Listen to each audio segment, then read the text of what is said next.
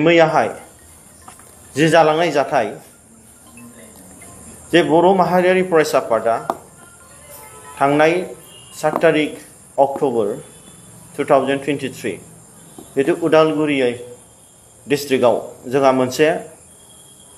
सोमावसारनाय हाबाफारि लानायनि जे मोनसे थांखि लादोंमोन बेखौ लोब्बा लानानै बर' माहारियारि फरायसा आफाद उदालगुरि डिस्ट्रिक्टनि दैदेनगिरि बिथांमोनहा मास मोनसे नि आगोल जितु परमिशननि प्रसिडिउर्सखौ बानायनानै बिथांमोनहा थांनाय 5 तारिखआव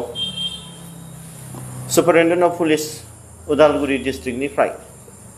एनअसि मोननानै बिथांमोनहा 7 तारिखआव नि प्रग्रामनि थाखाय डेपुटि कमिशनार अफ उदालगुरि डिस्ट्रिक्टआ जि मोनसे परमिशन होनांगौमोन बिथांमोनहा इन्टेन्शनेलि बेखौ होआखै आरो जोंनि 7 तारिखनि बनसुनि जे सोमावसारनायनि आलादा रायजो सोरजिनायनि जे सोमावसारनाय बिनि थाखाय परमिशन बिथांमोनहा होआखै दा बेवहाय जों थोंजोङै नुनो मोनदों बे उदालगुरि डिस्ट्रिक्ट एडमिनिस्ट्रेशन बिथांमोनहा मानगोनां डेपुटि कमिशनार बिथाङा जे मोनसे भारतनि संबिधान बादे मोनसे गोग्लैसोनाय हारिया ट्राइबेल जाथिया दि सोमावसारनो एबा गावसिनि जि मोननांगौ संबिधानिक बादे बेखौ बुंनो थाखाय बे प्रग्राम बानायनो थाखाय जे मोनथाय दंमोन बे मोनथायखौ बिथाङा टटेलि भायलेट खालामदों under article 19 to the constitution of India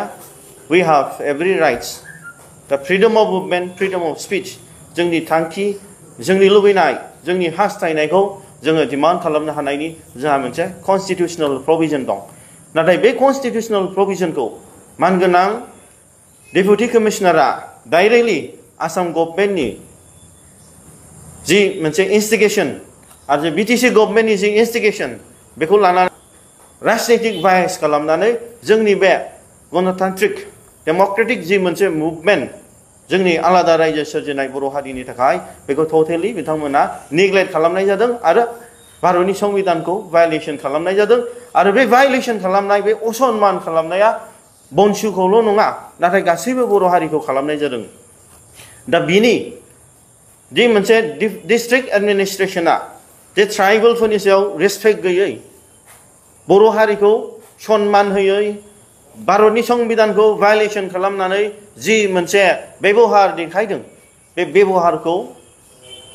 जोंनि बनसुआ जेब्लाबो निन्दा खालामदों आरो बे डेम'क्रेटिक भाबै बर' माहारियारि फरायसा आफादा सान्थि भाबै जोंनि गांनाय उखैनाय जोंनि भारतनि नेम बादे डेम'क्रेटिक भाबै आन्दलन खालामनायनि जि मोनथाय दंमोन बेखौ मोनैखौ दिनै बिथांमोननि सायाव जों खुद्रिदों बेनि थाखायनो गाबोन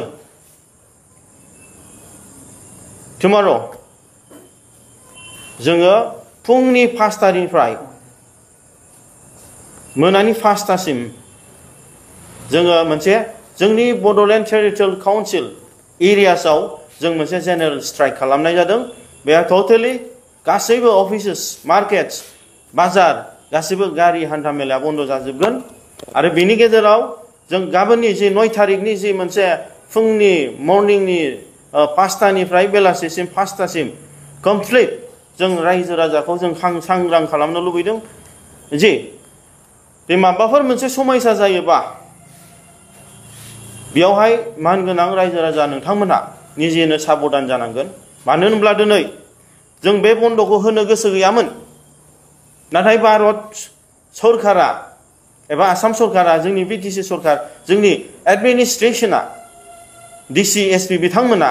जे जोंखौ भायलेशन खालामदों भारतनि संबिधान आर्टिकल 19 खौ दा बिनि थाखायनो जोंबो एखे रोखोमैनो बिथांमोननि बादे पलिसि बादे जोङो गाबोन जोङो बे बन्द'खौ होनाय जादों जेनेरेल स्ट्राइकखौ